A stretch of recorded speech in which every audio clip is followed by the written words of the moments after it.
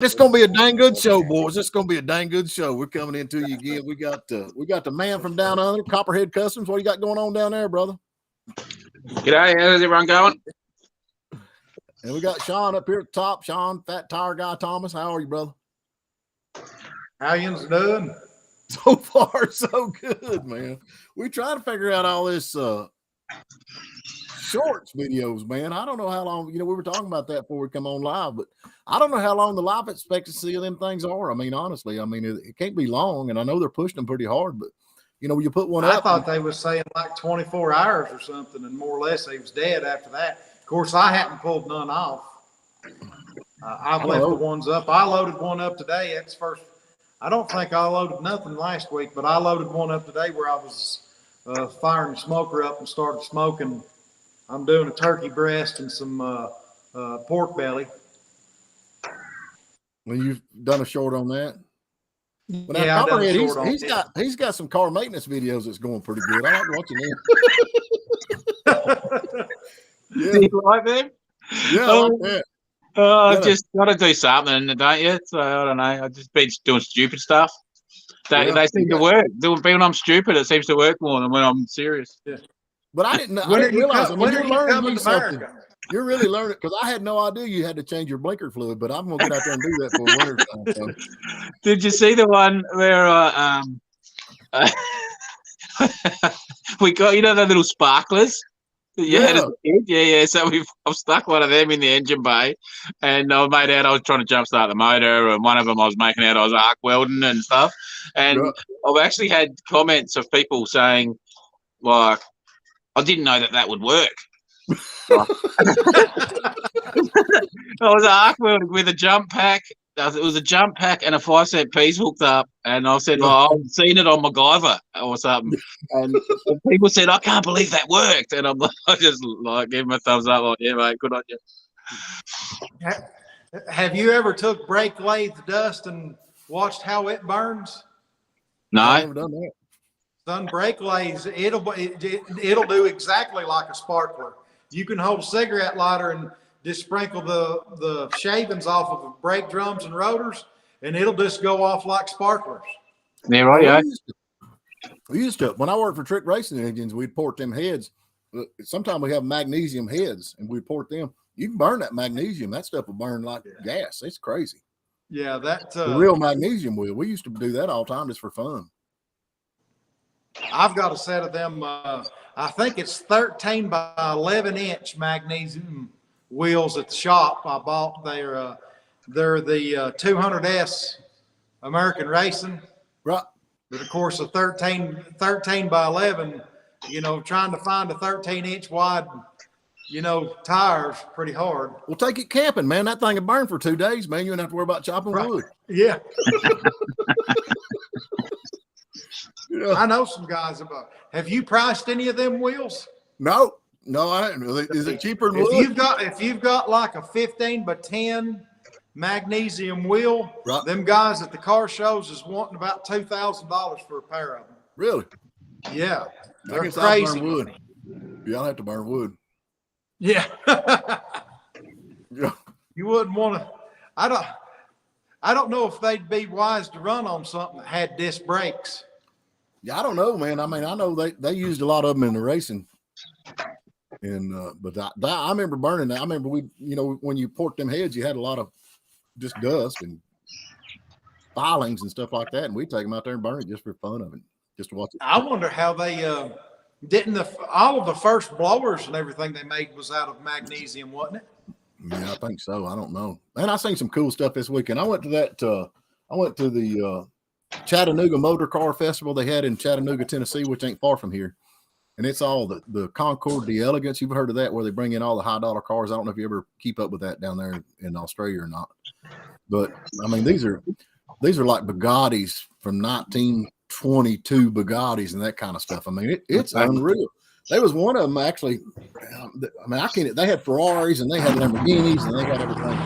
And but that one Bugatti actually had a supercharger, and it was exposed in the front, in between I don't know why, but anyway, the supercharger. I'm gonna do a video because we videoed all this stuff. But the supercharger is sticking out like a bumper. I thought, well, that's a heck of a bumper to have a supercharger. It's like a 1929 Bugatti. I mean, the thing's probably 30 foot long. It's huge, but they're beautiful. You're talking some Jay Leno stuff there. Yeah, I'm not kidding you. I got to meet a lot of cool people, though. But they had the Concord de Lemons, which was yesterday, and that's all the lemon cars. I mean, like the Chrysler K cars and the, the Fieros and all that stuff. And nobody really cared anything about. They call it the Concord de Lemons.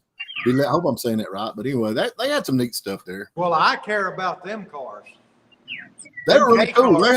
They had one you'd love. It was a Chrysler K car station wagon with a 4-speed. Exactly a 4-speed. So, and that is nowadays that's a theft deterrent because nobody can drive stick shift. Yeah.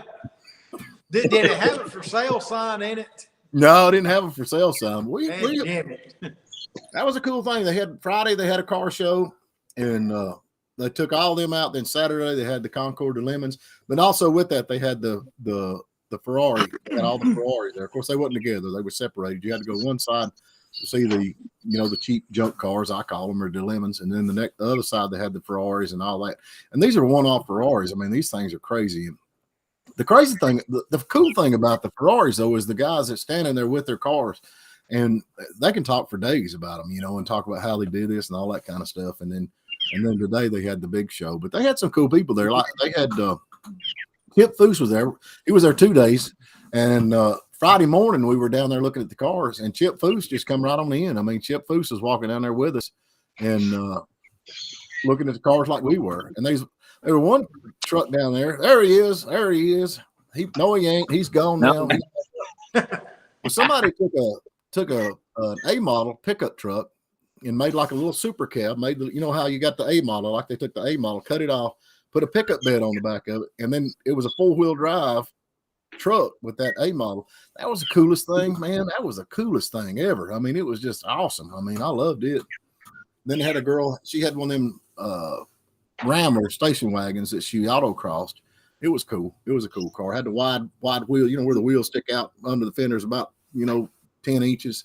But yeah, they were some cool stuff. But I got to talk to Chip Foose and then Jeff Hammond. He's a big NASCAR driver. He was there. I got to talk to him, and then he was crew chief. Yeah, but he raced too, though. Did he not race too? He might have raced, but he never raced. I never did know him to race in NASCAR. But right. See, now he was actually, I think, a big shot at NASCAR there for a little while. But he was a crew chief and car builder, and I think that they actually made him a tech guy for a while because all of them original guys. If you go back to them days, they figured out how to read in between the rules and make a part, Yeah. And they talked a lot about that. That, I don't know if you know Donnie Allison, Bobby and Donnie Allison in NASCAR back when the first NASCAR race ever, that's when they got in that big fight with Kelly Yarborough. Right. Donnie was there. And that's one of the reasons I went. When I found out Donnie's going to be there, that's what made up my mind because I love them guys. But did you get to talk to him?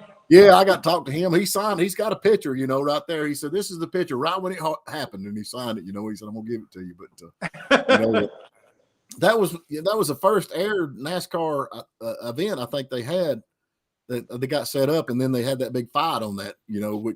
And everybody says if it wasn't for that fight, NASCAR would have never took off. And I asked him if they cut. They're still fighting today. The big fight today was Bubba Wallace.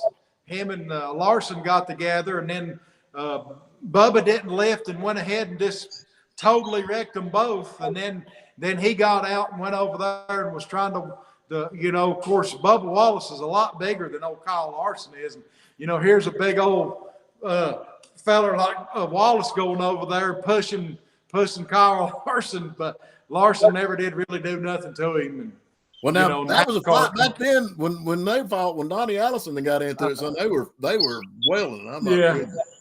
But to hear him talk about it, that's so funny to hear Donnie Allison talk about it. That was so cool. But that's just the normal round track stuff to me. I mean, you go there to fight and a race will break out every time. Well, now I don't keep up with NASCAR anymore. I really don't. I just watch the news on it. I got better things to do than sit there and watch people go in a circle for 4 hours, and they get breaks now. Them fellas are such panty wastes, they can't even start a 500-mile race and drive all the way through it. They got to have breaks and everything. But I had Ray Abraham. I know y'all know Ray Abraham. And I was talking to him, and I said, what if you took these guys out of the cars today and put them, because he had Marty Robbins is that winged warrior he had, the Charger Daytona that he run. He actually restored it, and he had it there. That Charger Daytona was there. That I said, if you took these new cats out and put them in one of them old cars, what do you think would happen? He said, I don't think they could make it through the race. They would have blisters on their hands because it was so hard to drive. He said, just driving that car from the trailer to the parking spot where it's at, he said, it's a task. It's a task. Well, yeah, they had steering wheels that were just taped with black tape, and it was brutal. Yeah. That Donnie Allison was talking about, this is so funny, when he's telling this kind of stuff. It's just, but they were, they'd run the track and done their practice and all that kind of stuff. And he said, I was running a 193, and he said, we was trying to figure out how to get a little bit more speed out of it because there's a couple of more cars pulling a 194 and a 195. And I think Jeff Hammond was actually working with them back then. I really think Jeff Hammond was involved in this because he was kind of in the midst of the conversation. And he said, so they took out, and he said, look, we're going to work on this body of this car, see what we can do. And he said, they got their sheet metal out. And he said, you just going back to the motel and we'll call you when it's ready. And he said, no, I ain't leaving. I don't see what's going on. And he said, so they got there and they worked on the front end of the car. And he said, all right, get out there and try it. And he told them, he said, the last thing they told me when I went out to run the track, I think it was Talladega. He said, listen, it's going to handle a little different because of the body change we did on this car. So be careful. And he said, the first lap I went, I turned 201 mile an hour the first lap he went around that track. And he said, when I come back in, he said, I was white as a ghost. And he said, I told him, he said, y'all going to have to do something about this car. He said, I never turned left. Yeah, I never turned left. So, yeah. And he said, I ain't into that. He said, but I never turned left 201 mile an hour. But to hear him talk about that concept just tickled me to death. I about fell out of the seat listening to him. But that's the way they raced back in the day, man. I'm not kidding. Look at it. You can go back even farther when they raced on the beaches at Daytona. Yeah. I couldn't imagine that, in 73, Studebaker Vani was the fastest production car with like 150 something miles an hour on bias ply tires on the sand. And the following year, in 64, they broke it with 171 and change on the sand of Daytona.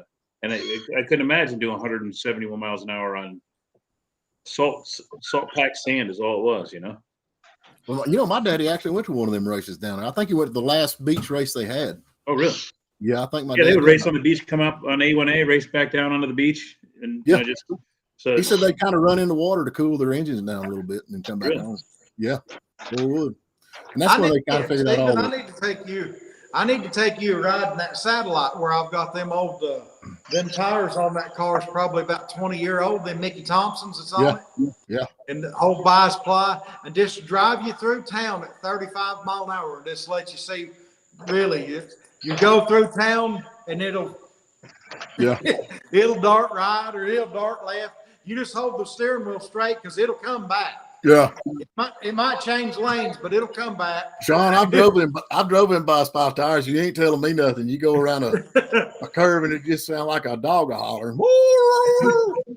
The first time that I ever took my wife with me, and we was going down through there, and it did that. Oh Lord! she thought something broke in it. And now them guys are running them tracks, though. I mean, honestly, they talk about the speed and had to slow the people down because on NASCAR because they're getting too fast. But they actually got a record of the Dodge Daytona. I think pulling 212 or 213 miles an hour back in 1970 around Daytona. Yeah, it's the big thing. In one of them, ain't near there. Afraid, them cars will get up in the crowd at that kind of speed, I just think I think they're sissies. I had an old video that was from a bunch of those old timers that were, it was Darrell Waltrip and a bunch of those other guys, and they were talking about different stories when they started. And one of them was talking about how he was going around this dirt track, and he went up over the wall, and he said he landed out in the parking lot on a bunch of cars, And he said he stopped and he said, making all sorts of racket. And also he realized the engine was still running. He had to shut the car off. Wow. Yeah, I don't know. I miss that. Yeah. That race. I actually go back on YouTube all the time and watch that stuff. I do. I don't ever watch all the new stuff. So, well, even with the drag racing stuff, I like the old stuff better. It's just the nostalgia of it is, and the variety was there. Now right. it's if you get in the top fuel class and funny car, they're all just the same bodies with different stickers on them. But if you get down the lower ranks of the dirt track stuff and drag race stuff, where you get old gassers and old super stocks and stuff like that, where every car that pulls up is a different paint job and a different car, different sound, different everything. And it's that variety is what makes it cool, Yeah. Hey, Copperhead, I'm anxious to see what kind of an engine you've got in that car. I'm pretty sure what you've got is a 351 Cleveland's, what we call them. And if that thing's got factory 4-barrel heads and stuff, now you talk about an engine that's capable of making some crazy horsepower. And if it's factory 4-barrel heads, they'll flow. It's unbelievable the CFMs that them heads will flow. And yeah, I don't know. I'll have to rip the numbers off it and see what I can work out. Well, now, let me ask you something. Now, you say 351 Cleveland? That's what I call them. Yeah. They had Clevelands and Windsors, and the Cleveland, the 2-barrel Cleveland had smaller heads and dedicated intake just for the 2-barrel. And then the 4-barrel had a big port head. It was kind of like the difference between an oval port and rectangle port on a big block Chevy. Yeah. Okay, question, because I'm not a big Ford guy, but I know enough about Fords and stuff to get me in trouble. Is the 351 Cleveland, okay, is that a 400 block or is that No, okay. it's still considered a small block by but it is the heads are a lot bigger than what like a 302 or a 351 Windsor's is. But I know the 351 Cleveland heads will fit on a 400, right? Yeah, they will. They had Windsor, Cleveland, and then you can combine them and make what they call the cleaver or clever. Yeah, it was like a Windsor Cleveland hybrid. Do you have 302 Clevelands over there? No. I think so. I think they did, didn't they? I don't. Yeah, and say he may have a 3. I've never seen a 302 and haven't never heard of one. If they do have such a thing as a 302 Cleveland, but yeah, now, over Steve, here they do. Yeah. The big difference is on that 351, and then they had a 351 modified. They was always a 2-barrel. Yeah. The 351 modified, and then it said 400 on them. Them engines had real small mains, and the mains would wear out, and of course, the Ford will run without them. Motors would run with very little oil pressure, but it beat the mains out in no time. And after just having the car a few years, your oil light would be coming on and idling. And I had one of them in an old truck. Let me take you back just a minute and get me straight on this. I know like a 302 is a small block. What's in a Ford Mustang? Let's just say. Right. Then I've got another car up here. I got a couple of cop cars that's got a 351. It looks just like a 302 other than the heads are. That's the Windsor. Yeah. That's not what he's got. He don't have a Windsor. He's got a Cleveland. No. He's got a Cleveland motor. Completely different architecture. 351 Cleveland. It's got a factory. He's got a factory 4-barrel intake from a Cleveland. So I don't know if the rest of that motor is high performance like that intake is. He's got a pretty good little jewel there. That thing will make some horsepower. Well, and that's the thing about it. Like I said, I like all cars. I used to be Mopar only, and then I've kind of got into all of them. I figured they're all just junk, just depending on which one you want to keep running. You know what I'm saying? But I've got a 71 Galaxy 500. We're going to make a tribute car out for White Lightning. And it's got a 400, big block 400. And everybody says that thing's junk. Throw that car, that's junk. That's junk. But when I look back, okay, you had the gas prices come in where they shot everything up and they dropped their gas and all the octane down. And so they'd spark knock. So they had to do something. So then they dropped the compression on them things. But in 71, that 70, if best I know, that 71 400's got 10-to-1 compression and 400 foot-pounds of torque. Yeah, And that's the 72 drops down majorly on their torque and their horsepower. Like down to I eight, don't like think- 8.5 to 1. 8.5 to 1. But if this actually one of the big things that Ford did on them motors, a lot of people, even 302s in the mid 70s, they retarded the cam in them motors. If you just change the timing set and then degree the cam, you can get more horsepower out of it. You don't even have to change the cam. You can just advance the timing back up and everything. But see, they put timing chain sets and retarded the timing and everything to knock that horsepower way down. Yeah, They had to do a bunch of that stuff in the 70s. The American car companies were caught with their pants down, when the gas crunch happened. It was, some of the AMCs will have, you time them to at 0 or even after top dead center on some of them, because it was just, things were weird in the 70s. They're doing everything they could to try to, once they took that lead out and that octane dropped, they had to drop the compression so much. An engine, it doesn't matter the manufacturer, it's just an air pump, and the higher the compression, the more efficient that pump.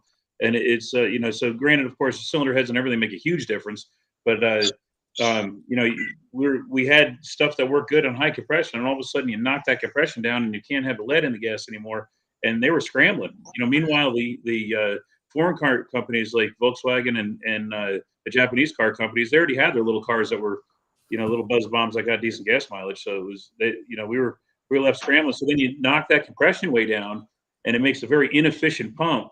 So then you have to throw a whole bunch of emission control stuff on there to clean it up again, and it just robs even more horsepower. So now they finally got that technology where, with the fuel injection and everything, that you don't need a lot of that smog era stuff that we had in the 70s and 80s, because now you can dial it in with the fuel injection. And that's, between good cylinder heads and killer bottom ends, now you're looking at, some cars making 11.5 to 1 compression running on 91 octane gas, and we're making power like we never did before. Well, if that thing's got, I'm not wanting to race this thing, but I do want to burn the tires off of it. And if it's actually got 400 foot-pounds of torque, that ought to be all I need. But I've got a 429 to go down in it, but I don't want to do all that changing. The thing runs too good. But and of course, I don't want it to sit there and spark knock and keep running when you turn it off. Have you not drove it any? Not enough. Not enough. Well, Steve, there's another thing you got to consider when it comes down to it. 85% of the Fords ever made are still on the road today. Right. The other 15% made it home. This is one that made it home. This is one to go with. You ain't gonna hurt my feelings, man. I think they're all junk. Hey, I had a trailer my T-Bird home on its first maiden voyage. It was I can sit here and that's the thing about it. We got like General Motors. I ain't driving nothing but a Chevrolet, and I'm saying that's cool with that, as long as you don't mind a car that the windows won't go down on. Because I don't know of any Chevrolets after a few years that the windows still work. See, all mine the windows work, but my T-Bird only one window works right now. But like on the Fords, you go down the road, you see Fords, their windshield wipers are stuck straight up because they're all break. The windshield wipers, they just break. They all got their problems. They all got their problems. Yeah. When I worked up there at Ellers, Glenn's a diehard Ford man. Yeah. And that's because he is a mechanic and he needed something to work on. That's why they lean towards that. Anyway, he'd always tease me because at the time I was driving Chevrolet. But anyway, I told him one day, I got him good. But I told him, I said, there's one thing about it. I said, your last ride will be in a GM product, whether you like it or not. There you go. Because I said, all Hursters are Cadillacs. Yeah. Oh, he just looked at me so funny. But, Glenn's a good guy. He I enjoyed working with him up there. He taught me a lot. Copperhead, I've been down there at this show. Now I just went to this show, this Concord the Elegance or whatever, the Chattanooga or the Chattanooga Motor Car Festival. A Tartar, am I saying that right? Do y'all have them things down there? T-A-T-R-A. Those things are cool, man. They're a pretty rare car. Well, how do you say that? I think it's Tartar. It's Tartar. They were or is it the Tartar or is it Tatra? Tatra. That sounds right. That's shiny picture of it. Say what now? There's a picture, Juan. Yeah. Okay. They were pretty unique. If I remember right, they were powered differently. Were they rear engine? Air-cooled V8 rear engine. Yeah. And I heard they were what were they, Yugoslavian or Czechoslovakian or something, weren't they? I guess there's another picture one. Yeah. I've never seen one of them down here. I guess for what I was reading up on them in the past, that they handled strange and everything because all the extra weight hung out after the rear axle. It was kind of the tail wagging the dog kind of situation. They probably went good in the snow, like bet a they did. Volkswagen. I guess that's where they used them, is because they used them like limousines, and all the diplomats and stuff over in whatever huge. country they're made in used them because they could climb the mountains and stuff over there. I never seen anything like that in my life. I just thought it was craziest looking thing. And I Yeah, know why they went out of business, because they're ugly. God almighty, they're ugly. I mean, I don't care how good your car is, if it's ugly, they ain't gonna sell. You know what I'm saying? That's right. But they had some cool stuff, man. They had some this car. I'm seeing you can see that. This car was there. That Ferrari. You see that? Oh yeah. Mm. That's pretty cool. Yeah, they had some neat stuff. I can't afford this kind of stuff. I just stood around and act like I knew what I was talking about. Yeah, I concur. I would say that a lot with them guys. I concur. But Was you walking around with a glass of wine in your hand? No, I didn't have no wine. But I had the hat. Pinky? I wore my hat. Did you have your pinky extended? Yeah. Yeah. No, I don't do that. You don't do that in the South. Yeah. Yeah, but you know, now they had the meat. Do they do Meekum auctions down in Australia? Do y'all have any kind of like the classic car auctions in Australia? Yeah, not Meekum, but yeah, they do have classic car auctions. Yeah. This is the first one I've ever been to, and honestly, they've got these things on the big screen. They got people online that's bidding on these cars, and when you see these things on the big screen, you think, "Wow, that is beautiful." But when you look at them up close and personal, they all ain't 100%. I'm telling you, they run some junk through there. I've told them boys of mine, I said, let's go get all my cars and bring them over here. They're making a fortune. I am not kidding you. There's a 71, and this is the truth, and Dylan's got the pictures of it. We videoed this car. 71 Dodge Charger. It was a 440 car. It's showing 30,000 miles on the odometer. That's what it says, showing 30,000 miles. That's all it says when they put it up there. There was so much Bondo in the quarters of that car. The rear quarters went out instead of straight like they're supposed to be like this. The rear quarters was out, and one was 10. I mean, it was just full of Bondo. You could just see it. I mean, the car waved at everybody as it went by.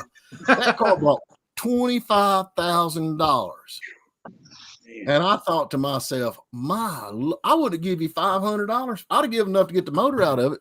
But how do they do that? I mean, I guess it was a 71 Charger. 440. That white one that I had brought 36. Son, I'm telling you, this wasn't nothing like this. Car was Bondoed. They wouldn't be a magnet. Of course, you know my car was right. It was good.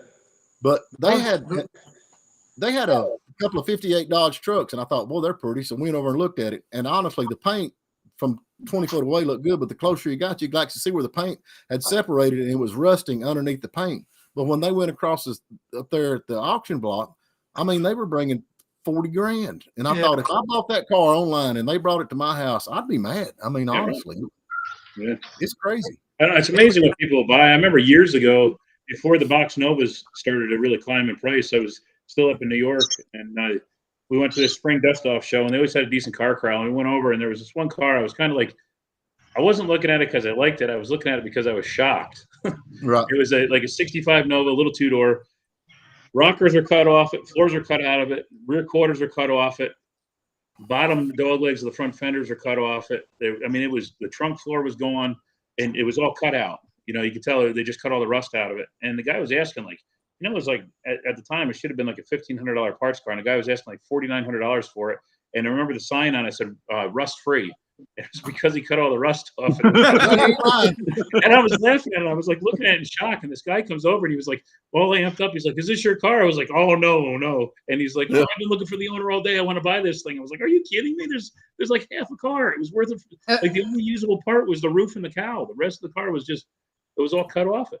But there were some nice cars there. There were some nice cars. But I'm just saying, when I watch that Meekum auction or any of them other ones, and you see them go across the TV, and they just look so pretty. I mean, they're just beautiful. But then when you actually look, their paint's cracked, their Bondos, their chips. There was a Dodge truck there. There was a 70 Dodge four-wheel drive pickup truck. That thing was gorgeous. I'll kid you not. I thought that is a pretty four-wheel drive step side, fully restoration. It give all this big line of yarn. And I opened the door on it, and they had carpet. And you could see where they actually oversprayed the paint on the edge of the carpet. And I thought, well, that's weird. So I picked the carpet up, and you could see underneath the carpet, it was just rusty. They didn't do anything underneath the cow, but about whatever. And then when you pulled on the other side, went around, they actually had where they would rust it, and they just put a piece of metal in there and just pop riveted the metal in there and then painted over the top of it. And I thought, good Lord, that truck brought like $35,000. Them people don't even know what they're looking at, do they? Well, I know one thing. Next time they're gonna be looking at some Phillips Run Dripping Bubble Company. I mean, prime stuff, baby. You're gonna liquidate some? I'm gonna do like him. I'm gonna cut all the rust out of it and say rust free. Yeah. It wasn't a lie at that point with all the rust coming out of it, but it was. I was just amazed, And that same show was another car that I looked at for years. It was beautiful, 55 Chevy Pro Street. It was two-toned. It was candy apple red on the front half, and the roof and the trunk was pearl white. Blown big block Chevy, 33 21.5 Mickey Thompsons on it. I mean, full on build, roll cage, everything. Beautiful, beautiful car. And it had the stock seats that were done in crushed velour, but the stock pattern. And that was about the only thing I wasn't a fan of. And I'm just drooling on this car. And the price was, even at the time, it was way out of my price range. But for what it was cheap, And Right. I remember looking at this thing, and this guy came over, and he says, what do you think? The guy looks at it, and he looks inside. He goes, oh, it's got the wrong steering wheel. And the guy goes, yeah, but that's easy to change. And they walked away. And I was like, here the car's good. It's tubbed out, full cage, blown big block, hanging out of the hood. And they had to pick on it for the steering wheel being wrong. And it was, so the only thing I think of is a couple of guys that were just learning about cars, and they knew what a stock 55 wheel looks like, and it didn't have it in it. So they just walked past it. But we were talking a couple of weeks ago about cars that's going to be bringing on, what is it, third gen Camaro? Is that what it is? The square body? I call them the square body Camaro. That's the 80 model Camaro, 80s Camaro. Oh, yeah.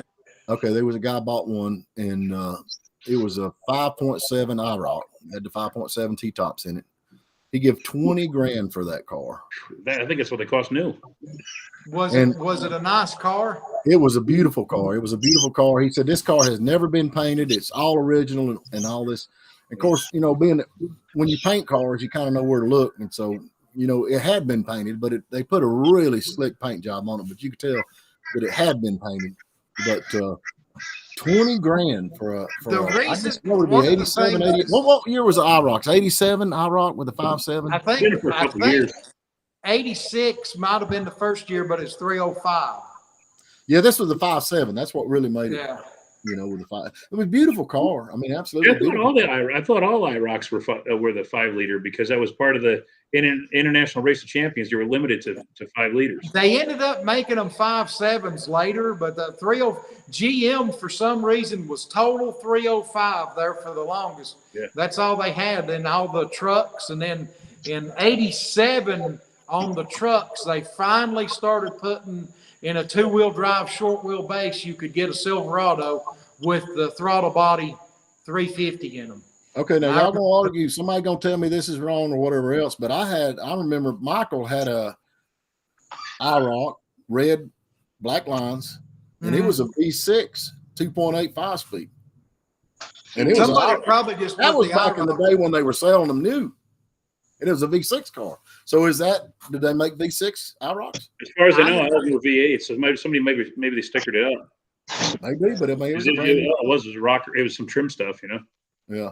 I never followed those cars too much. They were always, the drivetrains were pretty weak in them from the fact they made great super stock drag cars.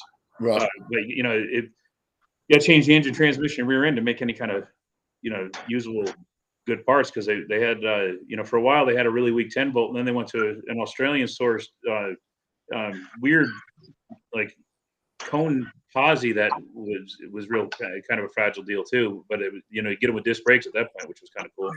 But They were went to a 9-bolt. They had a rear oddball. that was the Australian rear. Yeah. That's what happened. They went to that Australian junk. Yeah, we got nothing good here. They were fairly light, and my buddy had one that was caged, but it didn't have subframe connectors. His was an 82. Had an all aluminum small block Chevy in it that he'd twist the hell out of it. And he launched it one time on the street, and even with a roll cage, it twisted so much his T-top popped out, and he had to quick grab a hold of it. That thing really needed frame connectors bad. But they were just I don't know, a lot of that stuff from the 80s was just Man, it was a sad time. It was a sad time. yeah. Copperhead, are you familiar with the IROC Z? Yeah. You know They what came with IROC. a gold chain. Didn't they come with a gold chain? You know what IROC stood for, right? Yeah, he just said independent racing or something. No, it was International Race of Champions. Idiot riding on credit. That's what we always said. Idiot riding on credit. That's is that the Z28 or is that a different one?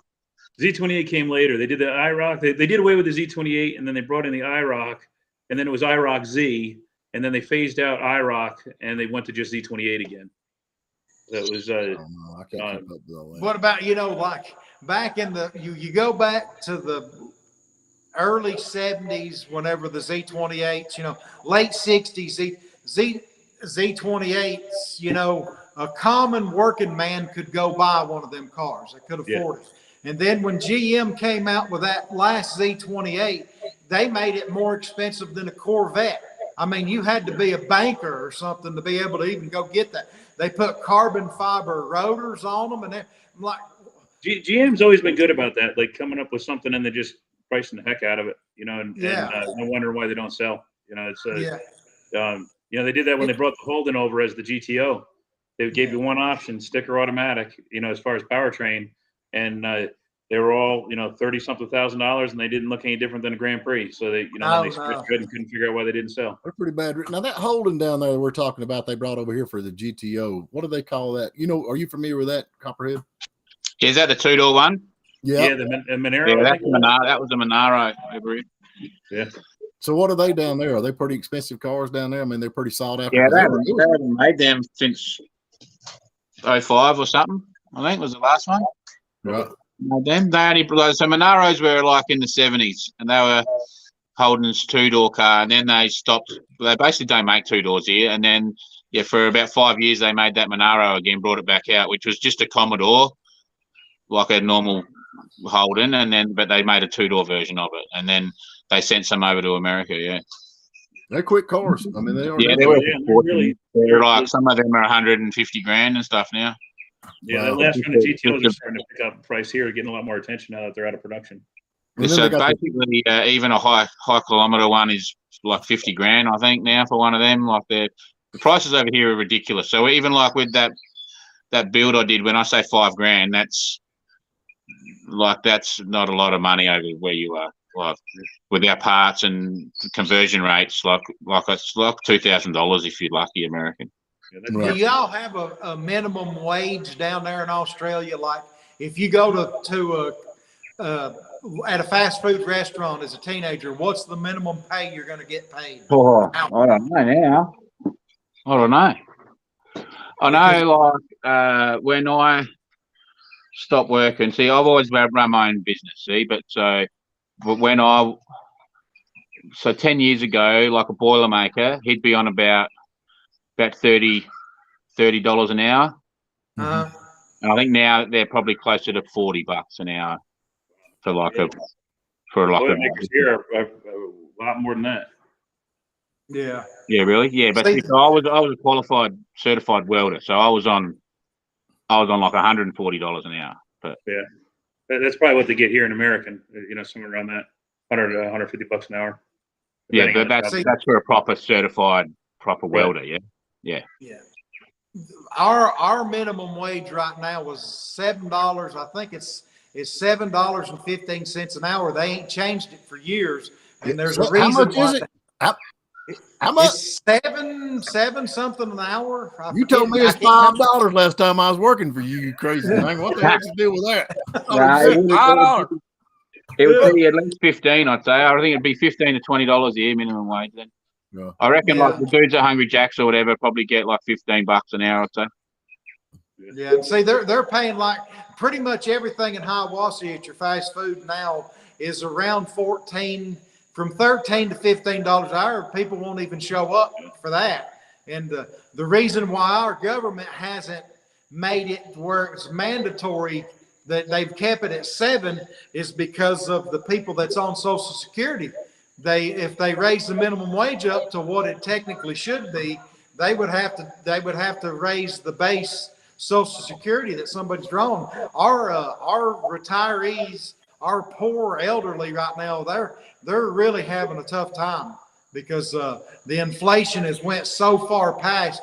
They haven't done a raise on that minimum wage probably in 20 years or something like that. Yeah, And I really feel sorry for some of these elderly this winter and stuff when they're going to try to buy heat and fuel and everything. It's going to be crazy. Well, now you got that Copperhead. You got that one cart. You did the Triumph or whatever it is. Yeah, the Triumph. How's that thing? What, you got it sold yet, or what's going on with it? You fixed to sell? No, I just said it's up for sale, but I just went and parked it. I had to get it off my property. I couldn't stand. I hate it. I got it. I hated it. So seriously, if you could have smelt it, it was so bad. Like when I first looked at it, I smelled, but I just went, "Oh, it's moldy," because it had like holes in the floor, and I thought, "Oh, it's just got a moldy smell."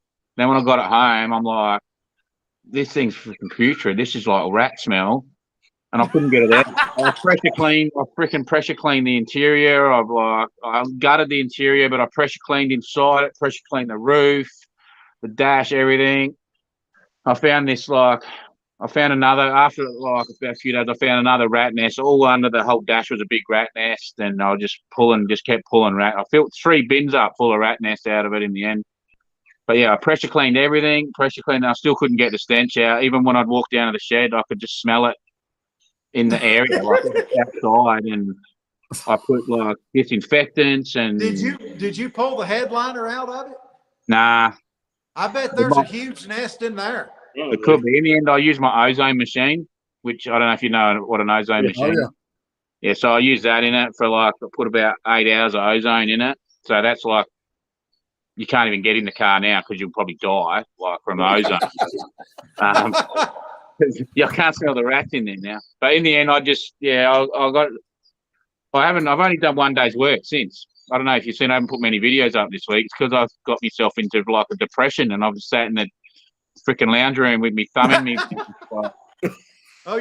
Hey, maybe I've made you excited about that potential high horse engine you got. Well, you have. That's what I've been sitting here thinking. That's why I've been quiet. I've been sitting in there thinking, going, how am I going to work out what this freaking motor is now? What if that is a 351? Yeah, because it's all about horsepower at the end of the day. Well, that one, that's running all Jag. That's got a Jag. You know what a Jag is, yeah? Front and rear. So that's real good suspension. They put that in a lot of hot rods down here because it's all independent suspension. So that car should actually be one that I can have a little bit of fun with. That one, you want something you can get out and cut donuts in. Yeah. No, that's a cool truck. That's a cool build. And what kind of truck is it now? It's a what? Oakland. Yeah. That is is it 29? Yeah, I think it's a 20. He said it's a 26 to a 28. So, that was just he found that out in a paddock originally. So, I think originally that was like a 4-door, like a Tourer, big, I think they call them a Tourer, like a big 4-door with the big round tub on the back. Yeah, touring car. Yeah. Yeah, big convertible thing. So it was one of those old. It's in the 20s, definitely, but. That was probably a real wealthy person's car back in the day. Well, that's what they were, weren't they? That's from all the information I can find out is they were the top GM product. Like they were higher than their Cadillac, from what I can work out. So. Oh, that's a cool build. And if you had that thing at this auction over the weekend, it'd have brought $1 million. Wow. I just said to the wife yesterday, as soon as I get the RSN welded in and do a few more little things, I said, I think that this thing's worth big money. Like, do I even finish it, or do I just get it to that point and then move it on? Right. So that's what I originally wanted to do. Is I didn't actually want to really finish too much because it's all just about making money, So my idea originally was to find these things out in the middle of nowhere and sort of just give people the visual, like so that Bedford was originally just something in my head, that cab on that chassis, marry the two together, give them the visual and sell it and make it. Because the project here. Have you had anybody wanting to buy it? Well, which one? No, I haven't got any. I can't put any of them up. The Bedford, anybody been trying Nah, I'm to buy not the selling that. I'm keeping that. I'm not selling that thing now. That's know. my problem right there. I'm gonna say I'm gonna fix this up and sell it, and I'm like, oh, I'm keeping this one. No, so that Yeah. was all. The Bedford was meant to be like, which is what the first video was. It took me like a day, and they married the two together. Put some big wheels on it, push it out the shed, done. Photo it, sell it.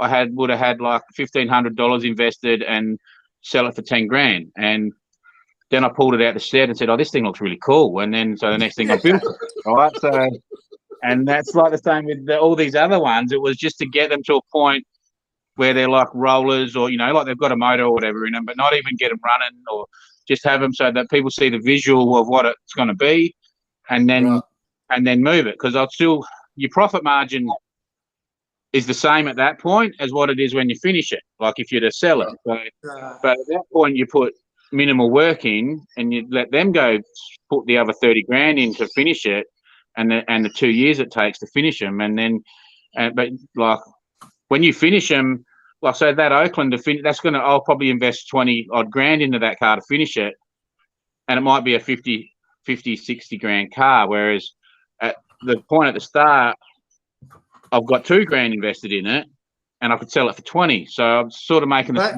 me tell you something about that motor. If that motor's what it is, do you have another engine that you can put in that Oakland? Well, see, really, I should be putting my Chevy in it and putting that in. Because now, see, like that, what that motor would, I'm sure you're familiar with the original Mad Max movies. Yeah, that's what that might be. Yeah. So what do they call that? Falcon? Is that what they call that? Falcon? Yeah. But that engine in that car is that 351. That's that 351. And so even though they did that little AC compressor blower switch thing, made the clutch activate the blower, which, but I'm actually working on that right now. But if you ever run across one of them Mad Max cars, you've got the motor right there for it. Oh, you wouldn't get one of them. 50 grand for a rusted out piece of crap for one of them. I've seen one come up. A buddy of mine right here in Hiawassee, one of my friends has actually got one of them cars. And it's done got the front end, the fiberglass front end with the headlights and everything. And right hand, I think he got it out of a place in Seattle that ships them in.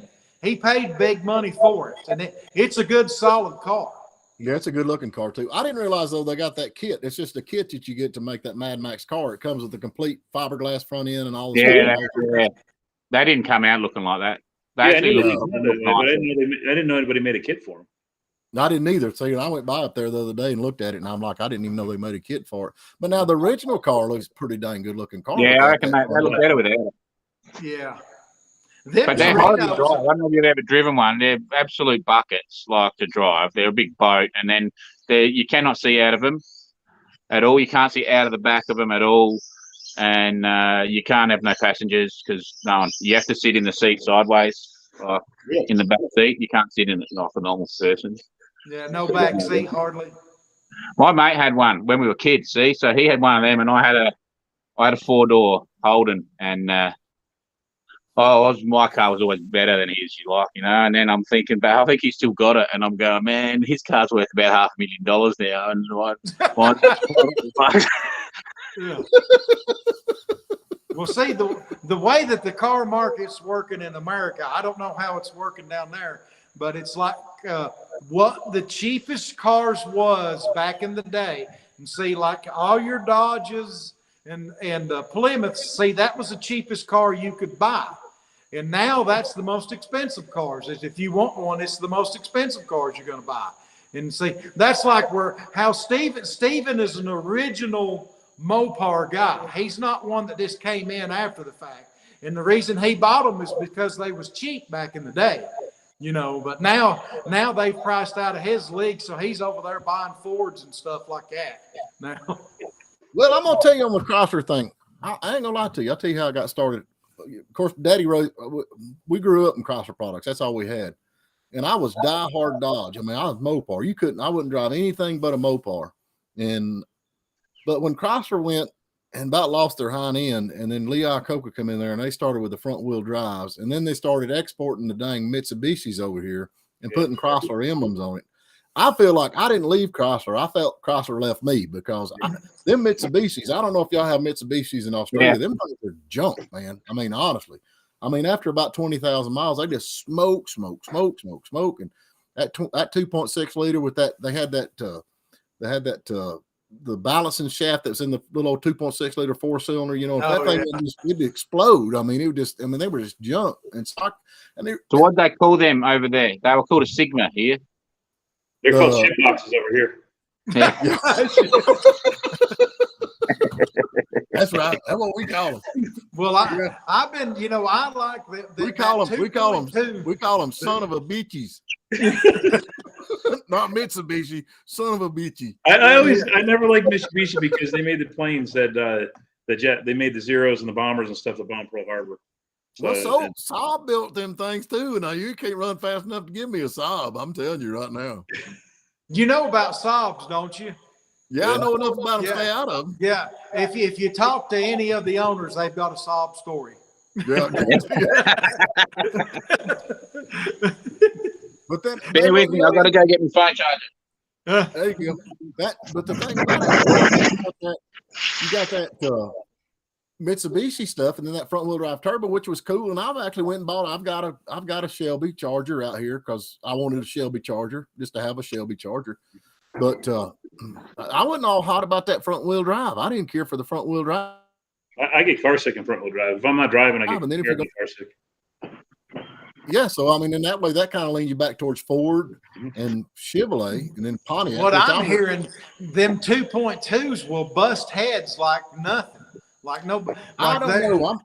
Every one of them, if you pull the head, it's going to be cracked. Is what I'm. I just remember when I was in college, the security guard, we always knew where he was because he drove around a little Chrysler K car, and you just hear it.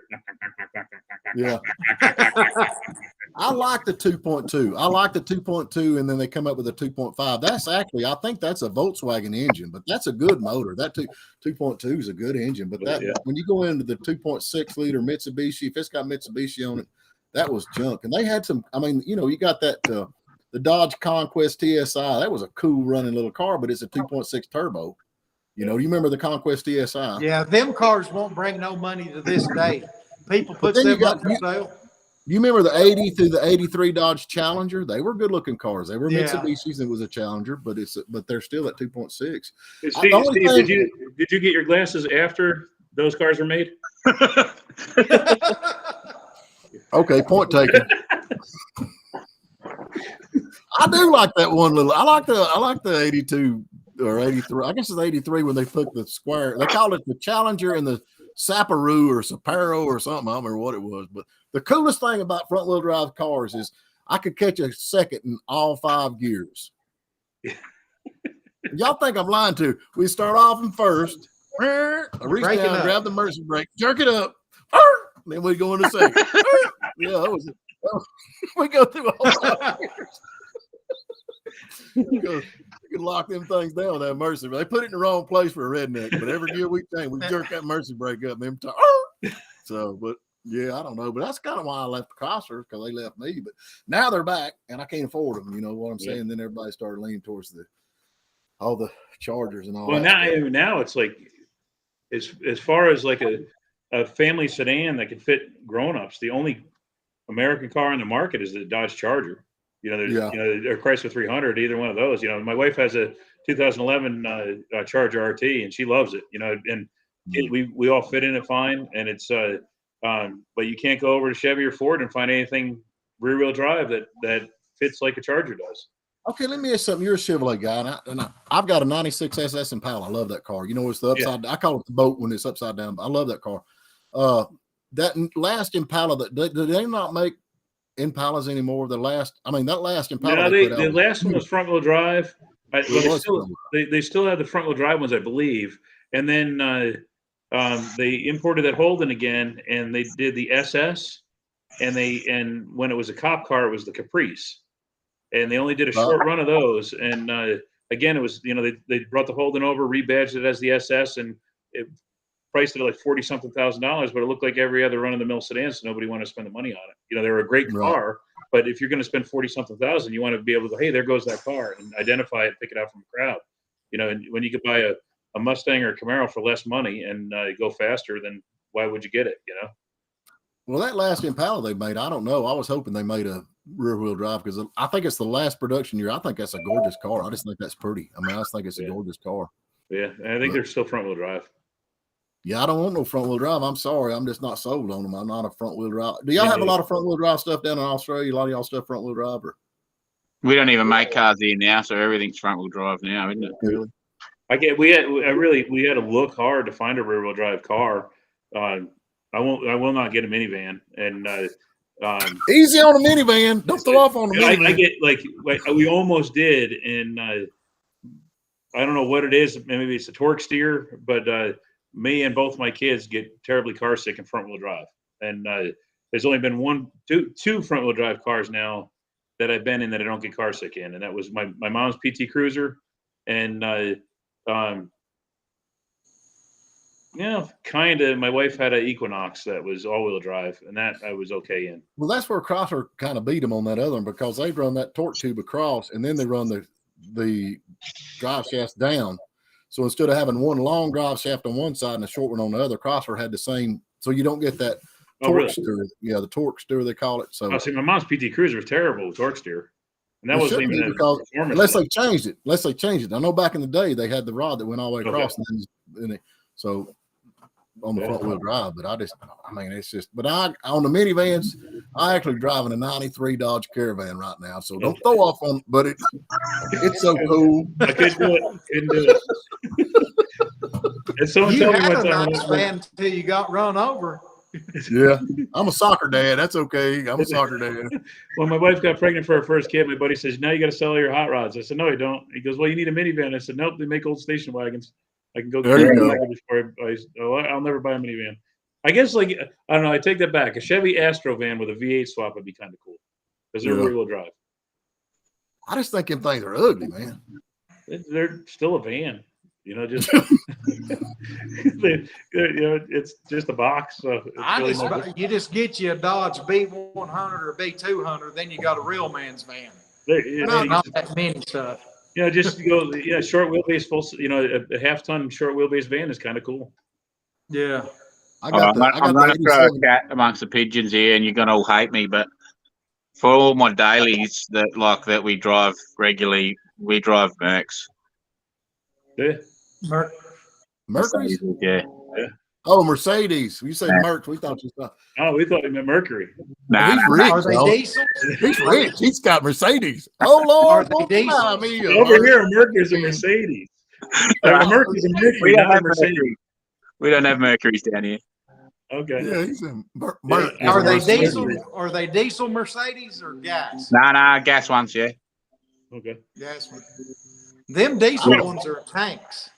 Yeah. Yeah. Well, we've always had them. Everybody since the YouTube thing all starts out now. Like if you've got a Mercedes, you got to say I drive a W123 or whatever. It's like them Chevy trucks. I've got the GMT 400.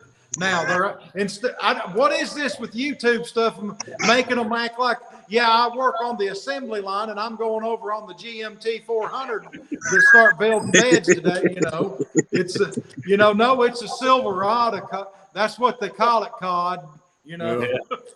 We were at a show, and there's a bunch of guys that have BMWs, man, and that was like in a whole different world. They're all talking about this thing and that thing with different codes, be something or other, be something. And they said, "What?" And they said, "That's your little red truck over there." I said, "Yeah." They said, "What motor's in that?" And they said, "It's a B4." And he goes, B4. I said, "Yeah, B4 fuel injection." I said, "That's just an old small block Chevy in that thing." Because everything there was like a B6 or B whatever. They always had B something. So I was like, "It's a B4."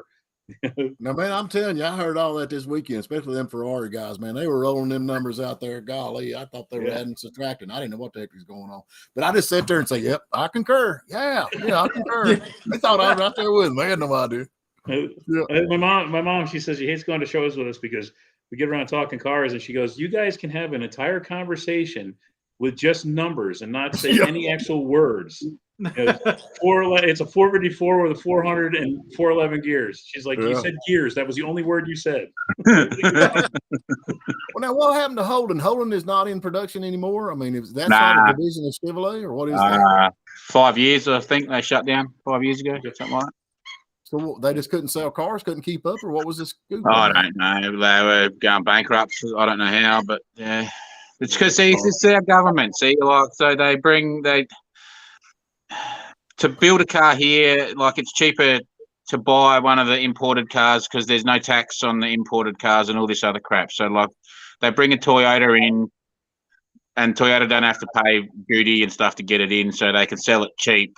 So then the Aussie manufacturers' cars were dearer and sales went down, I suppose. But it's just all to do with the government. Like now, it's a pretty bad time. You've got the The same government- problem Well, that we we've got sell here. our oranges go to frickin' China for us to bring, like, good oranges, for argument's sake, go to China or go wherever, and then we bring this crap fruit back in from somewhere else that tastes like dirt. Like, so it's just, I don't understand it all, but that's Same thing happens here.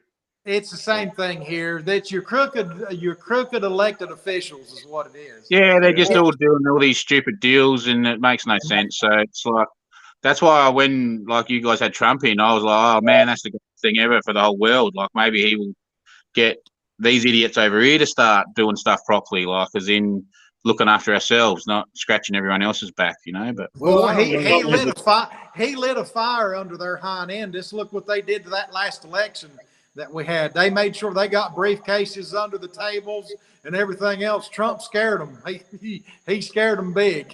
I think he still does, doesn't he? That's why they're trying to get him in trouble every second week, is so that he I'm won't surprised run. that they hadn't gone and assassnated him. Well, Because I think is the global crooked politics is such a global thing now that there's no David to slay that Goliath. It's just such a big inner corporate machine that it's just the way it's going to be, and it's unfortunate that it has to go that way, but the machine just keeps churning. We just keep moving further out to the country. Yeah. It's Get away from that Russian pipeline that exploded, and Putin told him, "Why would I blow my own pipeline up when I've got the valve and can shut it off?" Right. And that didn't, what he said makes total sense. But of course, all of the liberal media is all in that because they all push the big thing. It's worldwide too. It's not like it's just America. It's worldwide. You guys having trouble with gas down in Australia? Yeah, it's come back a bit. It went ridiculous there. It was up to $2.40, I think, for 1 litre. So that's you're talking nearly $10 a gallon, I suppose. Yeah. It's back down to like 160, 170, I think now. So we're starting to climb back up. We're over $4 a gallon for high test in North Carolina. Yeah. Well, when the OPEC just decreased production, so it's going to be going up. Yeah. When you buy and sell cars down there, do y'all have like Facebook Marketplace, or what do y'all do most of your buying? That's what generally what I was selling on was. Well, you get a lot of idiots, but it's just gets good audience on Marketplace. They had like a Gumtree, which was like your Craigslist, I suppose, but that sort of started to die off when Facebook Marketplace took over.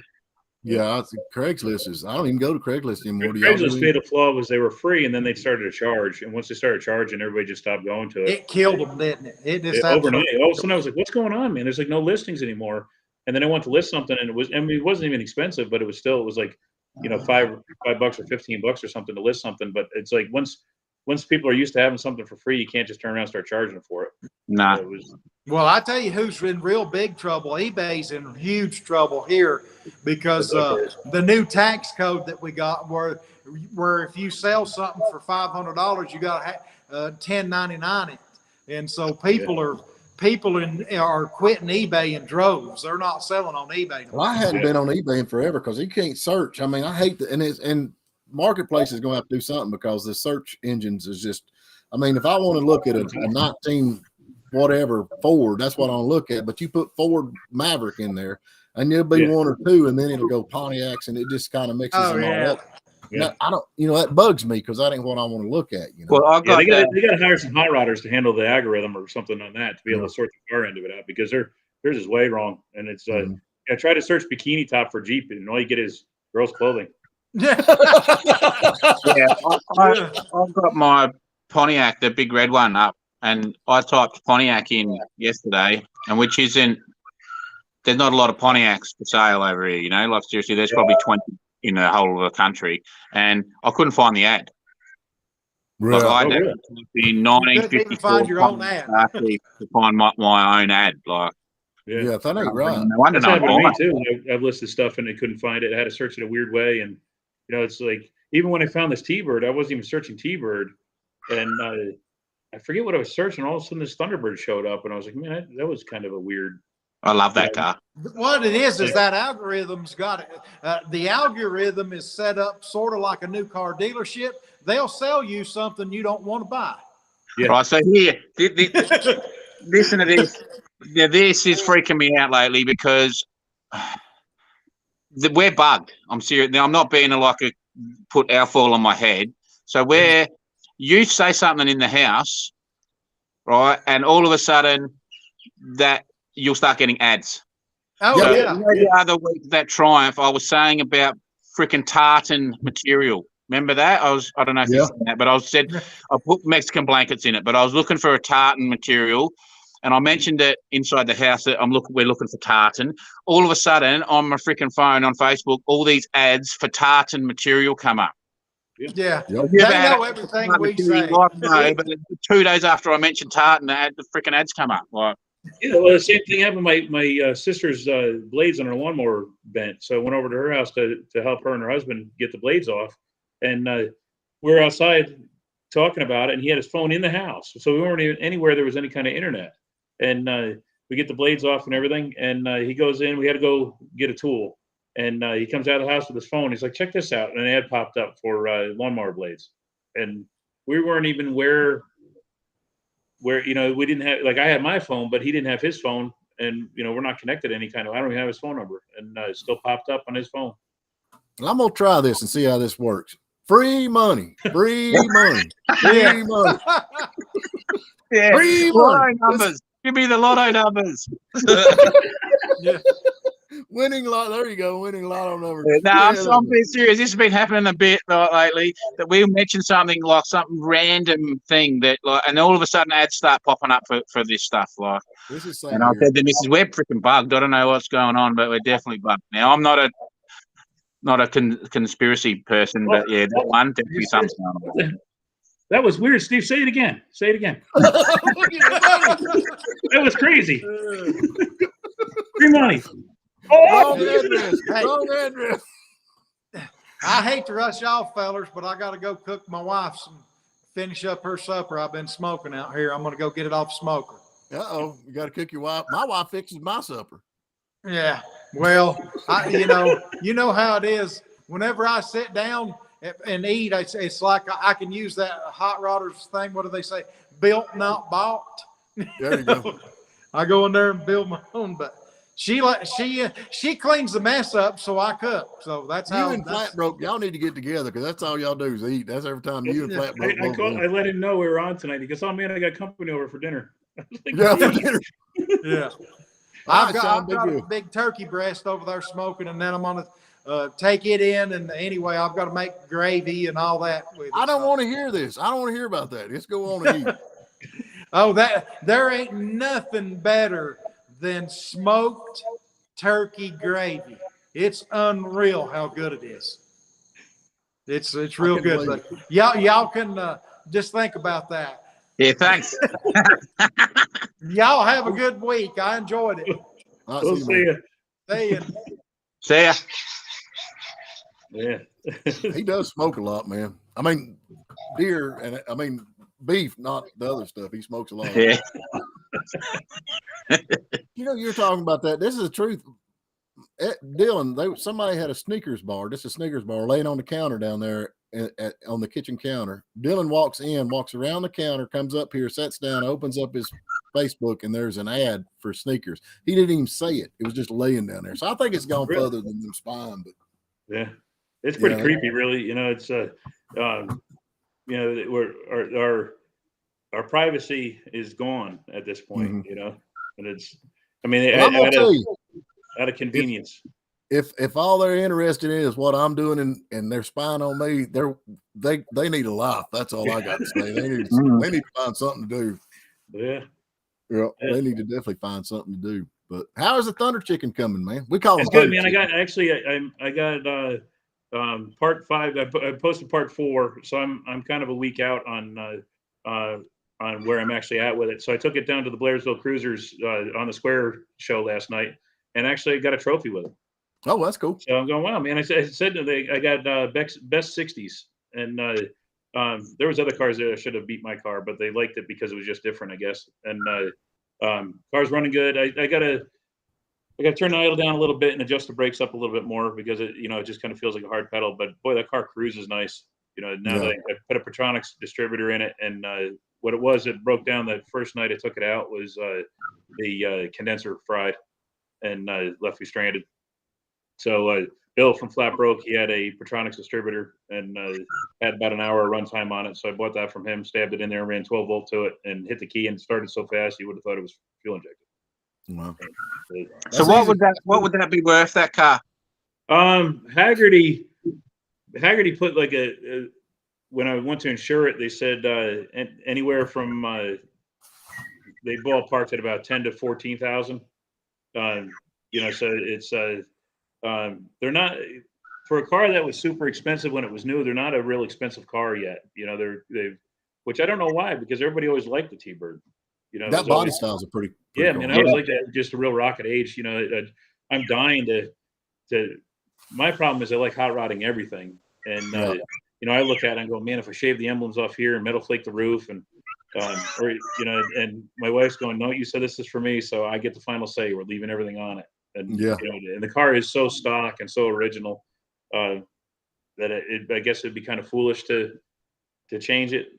Yeah, don't pimp it, man. Don't pimp it. Whatever you do, don't pimp it. Nah, I wouldn't do that. I would do like a good traditional early 60s custom, just a mild custom.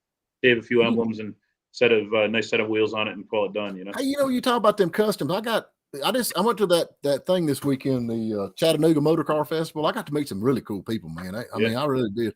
But I was actually standing there talking. This guy brought his custom car in there, and I stood and talked to him for 30, 45 minutes. Dave Crook, have you ever heard of him? He is he is in the Hot Rod or whatever it is for the Car Builders Association or whatever. I mean, he is a big deal, man. He's been a lot. Dave Crook, he gave me his number, told him to call me. He just lives he moved from California. He was out there in California, but now he's in Tennessee. But he gave me his card. I'm gonna go by and check him out. Yeah, that'd be cool. But Dave Crook is his name. He's got some cool bills. It's all that, where they chop the tops and shave it and put all that funky stuff on it, And, See, I've had a hankering to build a custom. I've built tons of hot rods and stuff. So I've kind of got the bug for building a custom. Quite a few years back at Syracuse Nationals, I hung around with Gene Winfield and John D'Agostino for the weekend, and it was like they kind of rub off on you, and you kind of go, it might be kind of cool to have something that's quiet and comfortable and kind of floats along rather than some radical hot rod with steep gears, I'm burning on hot rods, man. I'm burnt out on them. I'm sorry. You go to a car show and it's Camaro, Chevelle, Camaro. I like the different stuff. I mean, that's why I drove to this. The car he brought was a 71 Pontiac Grand Prix, beautiful car. And he shaved the top 2 inches. And he said, people at chop tops, they say 2's good, 4's better, but the 2 is just right to make it look right. Sometimes less is more. It's you gotta have that ratio where the roof, the canopy versus the body. I never liked to try. Yeah, it's got to look in proportion. There's no point chopping 4 and 6 inches out when it doesn't look right. Like it. Yeah. It's like you take a Tri-5 Chevy and they're proportioned really nice stock. It seems weird if I was going to chop a 55 Chevy, I think it would also channel it. Or section it as well. Take a couple inches out of the top, take a couple inches out of the body to keep that proportion right. That's this guy's cool, man. Where people mess up a lot with the rat rods is they break that line. The car's got to flow. We were at there was that show MC over there in Hayesville, the barbecue. Quite a few years back when they first brought me in as a judge, they wanted to give a trophy to a rat rod. And a couple came in, and I kind of just walked past them, looked them over, and walked past them. And the one other judge goes, "Well, how come you didn't pick that for your rat rod?" I said, "It doesn't have the right look." He goes, "Well, what do you mean? It's, I said, "Well, look at it." I said, they took the fenders off it, but they did not extend the axle forward, so it just looks like you took your fenders off. And Right. When they chopped it, they leaned the windshield pillar back too far, and it just broke the flow. I said, "It doesn't." He goes, "Well, with a rat rod, how do you judge one of those? Because you're not really looking at fit and finish." I said, "Well, you look at the overall look. It's got to be right." And Mhm. it's kind of hard to explain. I said, "But you'll know when you see it." And then Keith Wagner pulled in with that. I'm sure you've probably seen it. He's got the skull flaps on the exhaust. It's Oh yeah. real wild rat rod. It's a real theme built hot rod, and he's got all sorts. We featured it in my magazine quite a few years ago, and it came in, and all the judges, "Whoa!" I'm like, "That's the rat rod you're looking for." It Yeah. just had the right look. The proportions were right. The wheelbase matched the car good. The roof and body ratio was correct, and it just it flowed. It had the attitude that you need to pull it off. I'm not a big rat rod guy. I'm just not a big rat rod guy. Yeah. I like the See, jalopy. to me, when the rat rods first came out, it was kind of a way to thumb your nose at the high dollar end of it. You could have fun, get a car that was not mainstream, do a few things of your own to it, make it cool, and to hell with the billet stuff. It was kind of like the anti-billet. They even had that the kill billet shows and stuff like that. And then it kind of morphed, and I knew that rat rods kind of went beyond mainstream when Street Rider magazine had a glass body. It was one of those real smooth 37 Fords, Right. glass body car, and they took that, and the guy added fake external hinges on it and dressed the LS1 to look like a flathead, and he drilled holes in the body and made it look like it was rusty. And I'm going, this guy in the article, it talks about how he spent $100,000 buying the car, and it was like chrome yellow when he got it. And then he spent like another $80,000 trying to make it look like an old beat up car. I'm going, man, I've spent I've never been real bucks up. So I've always tried to make a $5 bill look like a $100 bill. You know what I mean? Yeah. Try to do, and I always hated it when people said, "Oh, it's a rat rod, so I did it that way." Just because you're working on a budget doesn't mean you have to do it cheesy. Take your time and cut the ears off the zip ties and run the wires correctly instead of just making it look like a bowl of spaghetti. If you do it right, it doesn't cost you anything but your time, and you make a much better quality product. And what kind of happened is, as that happened, he had I'll call them ratitude cars. They had the rat look, but they were high dollar. They kind of went off. They ended up getting really expensive paint jobs, expensive blower motors, and stuff like that. And they were, they had 10,000 pounds of attitude still. And then you had those other guys that were still into that traditional look and the rat rod as it started. And then you got this whole other ones that was kind of like, I call them trinket cars, where it was, they just start throwing saw blades and kitchen utensils at it, and whatever sticks to the car, then it's, then they think it's a rat rod, and it's, if you take an S10 and you pull the fenders off and paint it flat black, you just have a beat up flat black S10. You don't have a rat rod.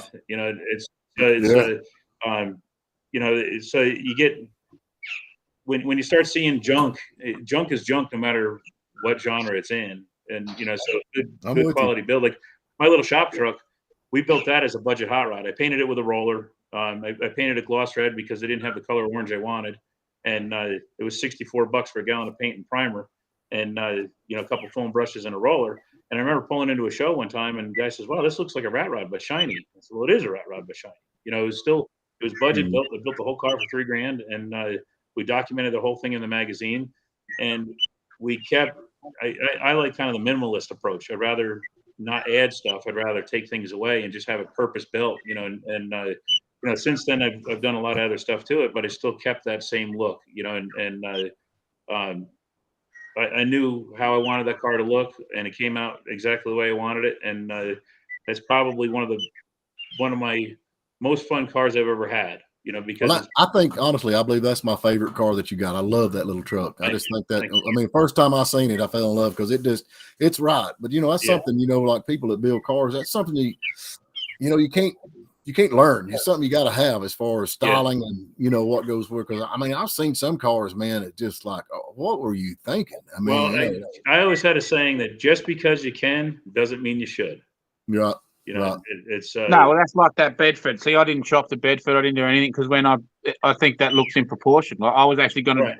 lower that body a heap more under the shat, like channel it, and then I was going to be chopping into it. It was a heap more work. But then once I put it on, I thought, well, I think that looks right. It looks in Well, proportion. that's a cool little truck, man. The cab's got a good proportion with a stubby little nose Yeah. and stuff on it. It's just different, man. I've never seen And one.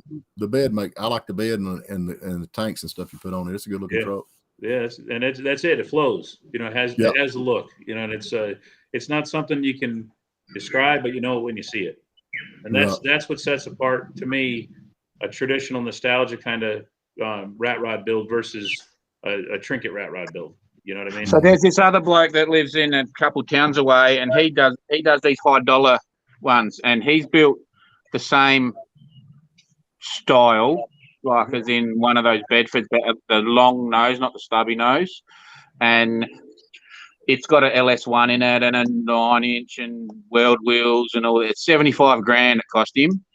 Yeah. And if you park the two side by side, mine would have 1,000 people around it and his wouldn't have any, because his just looks, it like you said, it just doesn't flow and it's over the top. Right. It's like all the stupid trinkets everywhere, and it's like, man, it just you've got some fabricating skills, but you don't have the right eye. Like, You see, that's one of the things I like about the rat rods is, a lot of those rat rods go off and do end up getting finished, but it's neat because you can start taking them out before they're done. And I like looking at them because I like to see how people did stuff. And when they're unfinished like that, you can see where some of the welds are. You know, you can see how they fabricated things, and you see how they repurpose different things to make it work. You know, like again, going to my little truck, the outer column of the steering column is 1.25 inch galvanized fence post. I found a bearing that fit inside it, and the inner column of a 55 Chevy slid right in, and I had that column, so that's why we fabbed that up there, and it was, so everything was done. The taillights I bought for $2 from a drunk lady at a swap meet, and then after I bought them from her, she crashed into a tree on her bicycle, and so everything I have on that car has a story, and how it came my way, and just looking at things and making it work, and some of the stuff, some of the coolest things I've seen were at some of the rat rod shows I went to up in Massachusetts and Pennsylvania and stuff when I lived up north. It was, just really innovative ideas on how to. That's what I like. Yeah, I like that. I don't like it. You see a rat rod and then somebody copies that rat rod and they copy that rat rod and then you just got a bunch of cars. It was, and to me, that's what the rat rod should be. It should be a self-expression of your artistic talent. And, I got offered a lot of money for mine when I first built it. And had I been there when the guy offered the money, I probably would have sold it, and I'd be kicking myself to this day. But I just told my dad, I said, I'm going to keep that car forever because my daughter Liberty wants it. And it's, it didn't cost much to build. So, who cares? It doesn't really matter. And I walked away from it, and I come back and my dad's like, some guy just offered you 21 grand for your truck. I was like, did you get his number? He goes, no, I told him you didn't want to sell it. I said, I didn't want to sell it for like 10 grand. I'd sell it for 21 grand. I had 3 grand into it at the time. Like, what are you crazy?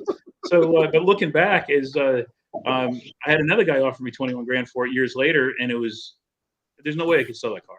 It was just, that's got so many parts that I've saved off of other cars into it. It's kind of, it's just, there's more to it than what it is. And the fact that, I was able to drive it all the way up to New York and win a trophy with it at the Syracuse Nationals, and then drive it, 2,100 mile round trip on something we built on a shoestring budget, and ran it with a tunnel ram and 2 4s after people told me you can't run them on the street, and not have any trouble at all. It's the car's really proven itself, and it's it's really, when I pulled the engine and trans out to rebuild it, it was really hard for me to want to do that, because as much as I knew it needed it, that's always been the truck that I could go out there and fire it up and get it and take it. Even with the transmission slipping, I knew it would get me home. It was I actually just picked the cylinder block up from the machine shop Friday, so I could start to put that together. And it's like, it's like an old friend. Sometimes I think cars I know they're an inanimate object,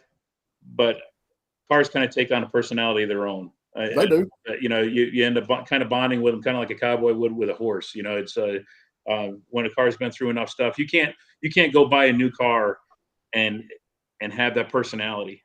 that only comes with time, and through everything that thing's been through, and everything we've done with it and everything, it's just it starts to kind of, it becomes your buddy, Well, they do got personality. I got some that you have to pump the gas 3 times. I got some you have to pump the gas 4 times. Yeah, they're all different. Ain't no doubt. We were driving down the road. I had a 47 Ford that was had a 327 Chevy, a nice little street rod. I bought it from a friend of mine, fixed it up. It kind of looked like an old moonshine car. And I was driving with my dad, and he was getting hungry, and it had the wind wings on it, and we had those open up. It was hot as can be, and I used to joke around, and the springs were weak in them. So at a certain speed, all of a sudden they slammed themselves shut. So I bent these wires that you'd open up the vent window, and you'd hook the wire on it, and it would hold the vent window open, so it would hold it perfect. And I used to call it my AC. And that's it. We pulled into Hardee's, and we got a milkshake, and we get back out on the 4-lane up in Andrews. We're heading back towards Murphy, and I get right up to about 55, 60 miles an hour. And my dad's holding his milkshake, and the wind came in from that vent window and just started blowing the whipped cream out of the milkshake all over me and my dad in the seat. And he's going, and I went, turn off the AC, turn off. And he reached over and he just pulled the wire, and the vent window slammed shut, and we stopped blowing stuff all over the place. And my dad, first, he was kind of pissed about it. He's wiping the whipped cream all off, and I'm like, man, it's all over the place. And all of a sudden, he just starts cracking up laughing.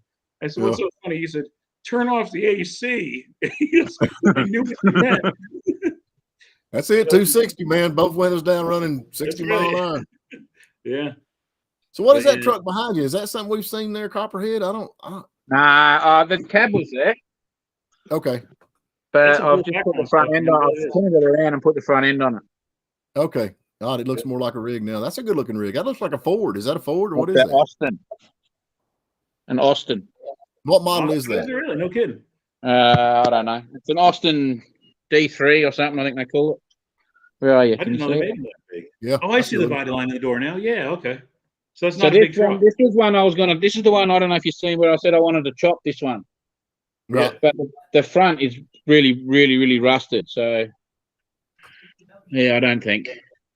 Right. Like the cab's all right, but the body itself's really badly rusted. So no, not the body, the front end components. Sorry. Okay. And then there's that little one in there as well. I don't know if you've seen that little one. That's the same thing. No, that's a little Bedford. Okay, that's a Bedford there. That's a little half-ton Bedford. Does that thing got suicide doors on it? That's got suicide doors? Yeah, that's so that one's smaller again. That's smaller than mine, one that I built. Really? Yeah. Like half the I was size. surprised when you said yours was a 1-ton because of how small the cab was. No, mine's more than that. Is it really? Yeah, it's I'd have to look at I think it's 1,700 pound or something. Okay. Really? So I don't know what that works out to be like, because you do them work them differently than we do. But yeah, the compliance plates on that Bedford that I did were sorry. The chassis itself is a 1-ton chassis, what we call a 1-tonner. So you could put 1 ton on the tray. Yeah, that's how of those holdings. You could stick a ton in the back. But the actual Bedford truck originally, that cab was a 1,700 pound, I think, like a 4-ton truck originally. Right. Really? Mm. It turned out good. Yeah, it's a cool little truck. Well, fellas, I'm gonna have to get out of here. I have been gone all weekend long, and I am about wore out. I think I'm gonna go brush my teeth and go to bed. Yeah, I got to go do work for school tomorrow. Oh yeah, we're out tomorrow, man. Are you really? Yeah, we're out of school tomorrow. Well, not us. It's we got all this week, and I think next week the kids have a day and a half off, but staff still has to be there. Well, I've been gone all weekend. I'll keep up with y'all, catch up with y'all's videos, man, because I don't see what's going on with everything, especially what all we got going on. But I hadn't done a whole lot. We started painting that Cadillac. I got that, I guess, 89 Cadillac we started painting. And, man, I didn't realize how crazy paint's got. Good Lord of mercy, man. I mean, the price of paint, I don't know. I think I'm going to go with a roller. Even well, it works. I've done it 3 times now.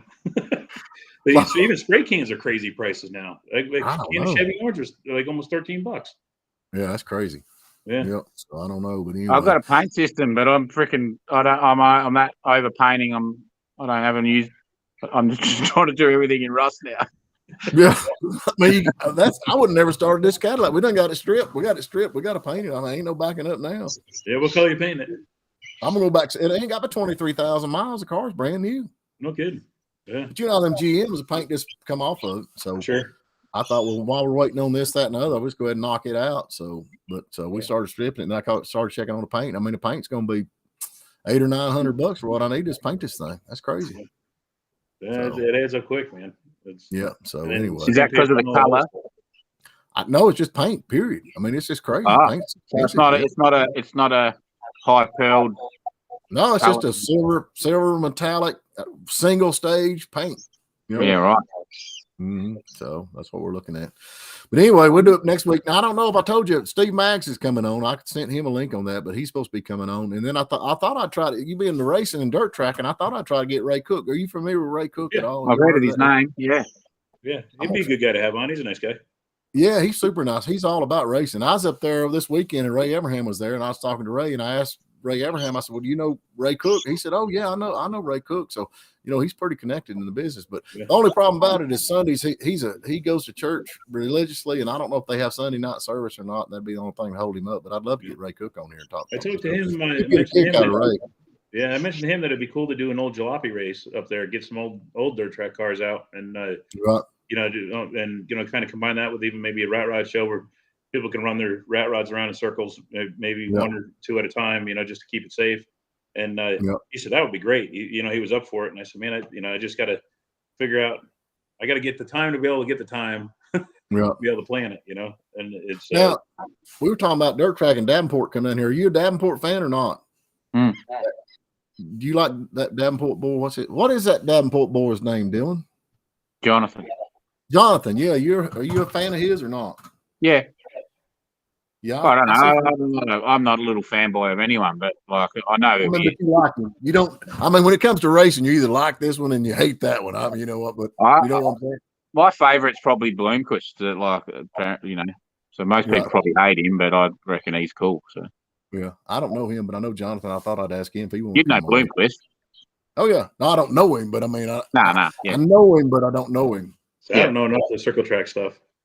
It's I love it. Oh, Bloomquist, he's like the GOAT. You know, he's won everything 100 times. He's like an old man. So. Yeah, son, you be safe down under there, man. Thank you guys. Yep, and we'll talk next Sunday, same time, same place. We'll do it again. That work? Sounds good. All right, thanks, y'all. Take it easy, guys. Thanks for everybody for watching.